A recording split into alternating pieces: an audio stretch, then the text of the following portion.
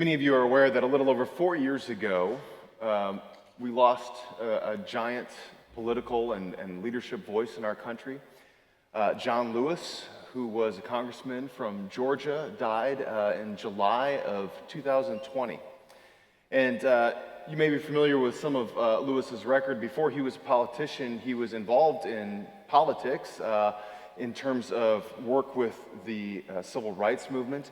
He was responsible for starting SNCC, or the Student Nonviolent Coordinating Committee. And he was someone who marched with Dr. Martin Luther King and was by his side through, I think, some of the most difficult moments and pivotal moments of the civil rights movement. And he died, as I said, in 2020.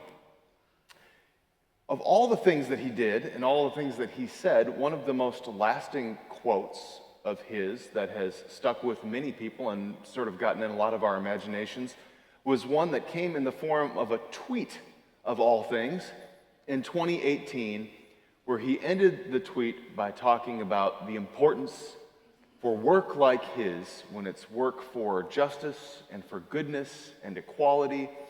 He said that these are the times that we engage in good trouble.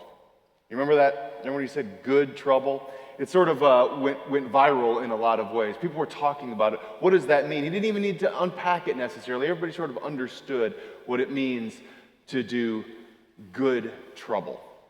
The idea that there is something, that there are structures, that there are rules that are unjust in place, that there are times that there is a duty that we feel within ourselves that calls us to go beyond the scope of the framework that puts some guardrails or restrictions around our society or an organization or a community of some kind. And he talked about that in terms of good trouble. Clearly, he was talking about the kind of work that he had been doing for most of his life, and the kind of work like in the civil rights movement where there were unjust laws that were put in place, and to violate those laws or violate those customs was to cause trouble, but it was good trouble. I want that to just sit there for just a second. I want you to be thinking a little bit about that as we talk about some ideas of where good trouble comes up in stories of our faith today. We're talking today about the story that I read a few moments ago from 1 Kings, and it's part of this 3-week set of sermons where we have looked at stories that have bookends of miracles, one at the front end, one at the back end of the story, but I want to focus on the thing that happens in the middle. And that's too often what we gravitate to, or what our eye is drawn to when we read through scriptures, is we are oftentimes sort of preoccupied by the sensational parts of the story, but oftentimes the meat in between the 2 loaves of bread is the part that is maybe more applicable to our lives. And I think today's story is one of those moments when we think about good trouble. So let me give you, again, a little bit of background. We started last week by talking about this prophet named Elijah. Elijah emerges like all of the prophets do when there is some sort of trouble in the land. God looks down upon the people and sees what they are doing and feels like something has gone awry here. They are not following practices that are in keeping with what they have been taught. They are violating God's rules in the forms of they are taking advantage of people who are on the margins, or they are exploiting people in some way. There are injustices occurring everywhere around them. And God says, nope, this isn't how I've called you to live. I am sending you a prophet who is going to hopefully come and set the course back online again. Because we have gone too far off, it's time to have a reorienting, get us back on track again. So this is what's happening. There is a king named Ahab.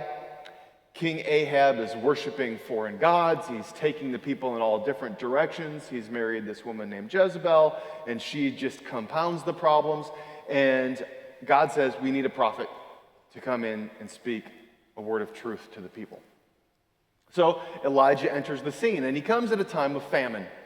Famine because there has been this severe drought. And that's where we started last week's story. This drought has taken place, and after all of the food that Elijah has been given has sort of dried up, God says, go to this village, and you're going to meet this widow woman, and you're going to ask her for some food. So that's what he did. And you remember the miraculous part of the way that story ended was God told Elijah, look, tell the widow woman, as long as she continues to provide a meal to you, there will never be an end to the bread that she has. She will not run out of resources for you, for herself, and for her son. So the story picks up today, with where I read, is a little bit of time passes. Turns out we find out later it's almost like 3 years. Time has passed, and the woman's son, even though he has enough to eat, has become very, very ill. And he dies. And Elijah hears from the woman, I can't believe that after all of this, that this is how this is going to end for my son. You are here to condemn me. Now I know the truth. And Elijah, as you heard in the story, says, may I have your son? And he takes him out of her arms. He carries him to the room where he has been staying, the guest room. He lays him on the bed, and then he prays for God to restore life to this child once again. And it says that he lays over him 1 time, 2 times, 3 times, and amazingly, miraculously, the son's life is restored. Breath comes back into his lungs again. He is revived. He sits up, and there is great rejoicing. But in between the miracle of the bottomless loaf of bread and the resurrection of this child is the part I want to focus on today. In the book of Numbers, there's detailed instruction about a lot of things. If you've read Leviticus and Numbers closely, sometimes you actually sort of lose track of all of the different rules and regulations and customs. If this, then this. If that, then this. That kind of thinking. And there is a passage in the book of Numbers that talks about what happens when someone has died. And it says that if someone dies, you are not to touch the corpse. That's against the rules. There are certain people that can do it, like next of kin, immediate family. They can touch the corpse because obviously somebody has to move the body. It has to be dressed for burial. There has to be the anointing and all of the practices that go along with this now lifeless body. But Elijah violates those rules. Very obviously. It's almost like the writer of this story wants us to see just how much in violation of these rules he is in. And again, this is one of these things like, look, if you grew up in the time of this story or in Jesus' time, and you grew up in one of these staunch black and white kind of interpretations of Judaism, you would have heard this story and you would have heard about, wait, hold up. Elijah asked to have the child's body out of his mom's arms? Doesn't he know that that is against the rules? Doesn't he know that that will make him ritually unclean for 7 days? Doesn't he know that he will have to remove himself from the community? Doesn't he know that that means he can't go into a house of worship? And what happens in this story is Elijah says, I want the boy. Hand him to me. He carries him upstairs, places him on his bed, and then proceeds to lay his entire body over the top of him 3 different times. It's almost as like Elijah wanted to say, I want every inch of this boy's body to come into contact with me. This is against the rules. But Elijah is concerned about something greater than the rules in this moment. He is led by a heart that is filled with compassion. He is embarking in a moment of good trouble. And he says, I know what the rules are, I know what the consequences for violating it are, and I am laying myself out over this child in prayer. And it's hard for me, and I'm guessing for you, to imagine that infuriated God. In fact, this looks like the merciful and the compassionate and the grace-filled thing to do in this moment. I'm not sure Elijah knew what was going to happen, but he knew he was going to pray over this child. He knew that something wasn't right about this moment. And so he did the thing that was in violation of the rules, the thing that would have people talking, the thing that was not the letter of the law.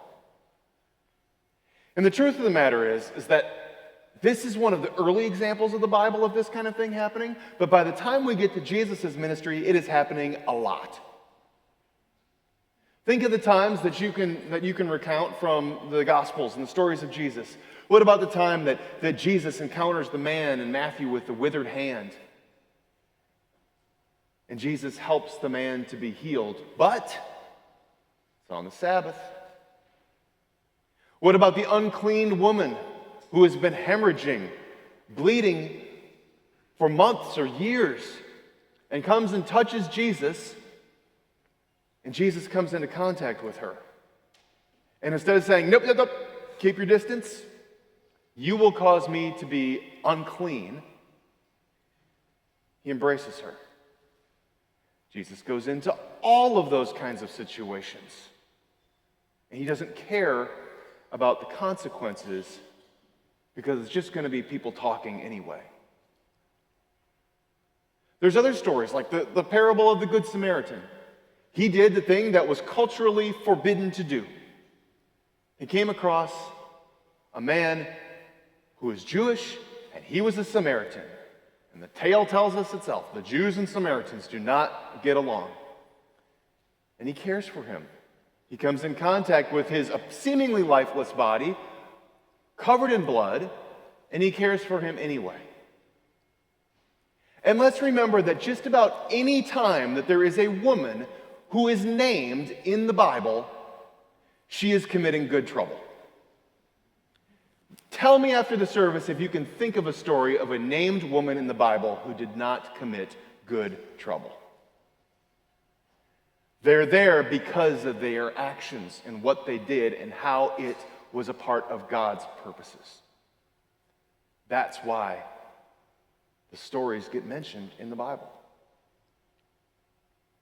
And yet we get hung up so often on the rules, the regulations, the black and the whites, the letter of the law, instead of what's actually behind the spirit of the law. So let's go back to the story again. The widow tragically says when her son dies, I knew it. This is God's punishment for me. And you have come here to my home to allow me to care for you for 3 years, only for God to say, ha! Now I got what I was after.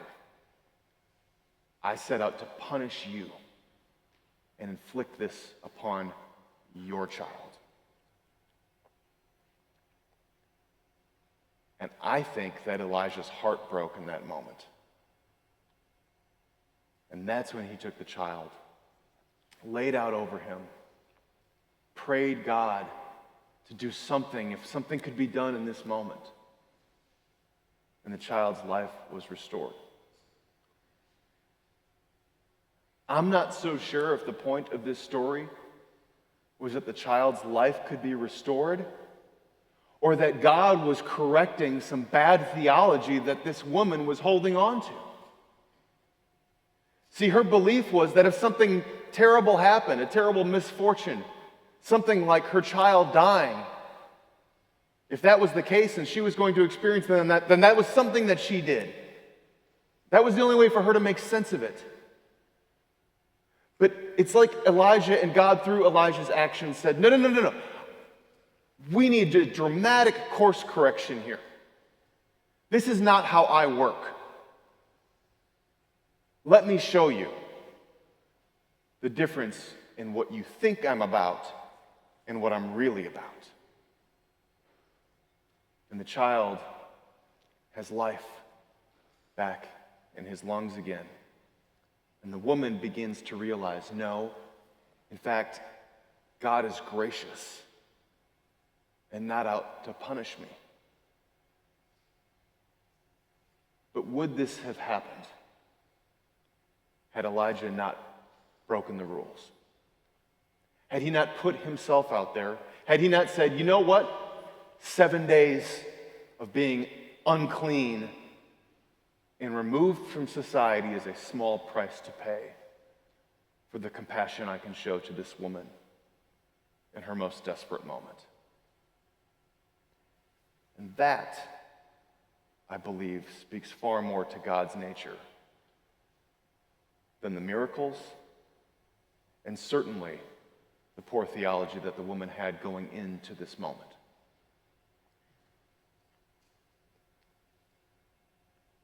Now, I think it could be easy to try to misconstrue what I'm saying and saying rules don't matter, blah, blah, blah. No. But I think we all know what it's like to be in a situation where we say, there is something that compels me to move to a higher calling, a higher purpose, a higher goal, a higher interpretation of events than what I hear from my neighbors, than what some rules say, or some regulations in place might mean. We see this in our own lives in terms of things where we do the thing that feels like it was the right thing to do in the moment because we felt like there was really no other response, especially as people of faith. Sometimes that comes in the form of doing the difficult right thing in the moment. Sometimes it comes when people are whistleblowers and they expose something that is harmful and wrong, and even if there are consequences and repercussions for what they've done. But more often than not, it just takes the form of something where it feels like, nope, this is the right thing to do in this moment, and there may be consequences, but they are a small price to pay for this act of compassion, this work toward justice, to bring about and lift up the common humanity I share with someone in need. So how do we know, though? I mean, that's the tricky part, right? That's always the danger, is when we take these things into consideration, is it up to all of our interpretation about what are the real rules, what are God's rules versus human rules? Certainly, there are people that would have some different ideas about that. And I think that we will know, oftentimes in the affirmation of others and those we are caring for, but also when we realize that sometimes the rules need to be sacrificed for the truth. And isn't that interesting how this passage begins and the passage ends?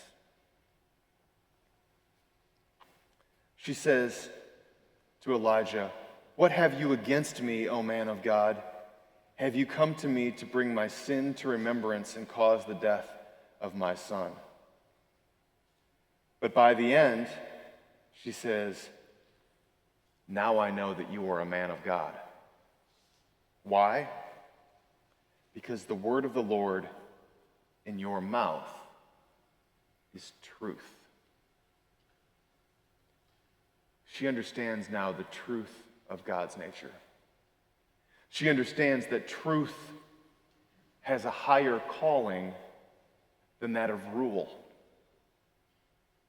And that is when we find where our motivations truly lie. Are we motivated by a larger truth that compels us to respond the way that we do? And if that's the case, and it's not about self-gain, and it's not about a leg up, And it's not about a momentary little victory because we were able to bend or break the rules. But in fact, if we are pursuing truth, then I think that we will know that we are on the right course. So I invite all of you to consider the story today, the lesson between the miracles. The story about truth. The story about good trouble. The story about the kind of moments that God intervenes, even times bending, breaking rules, customs, or traditions, to say, this is truly my nature. This is what I'm about. And this is my truth. May others who know us and see in us as followers of Jesus Christ recognize us that we too, like Elijah, carry a mouth full of truth. Let's pray.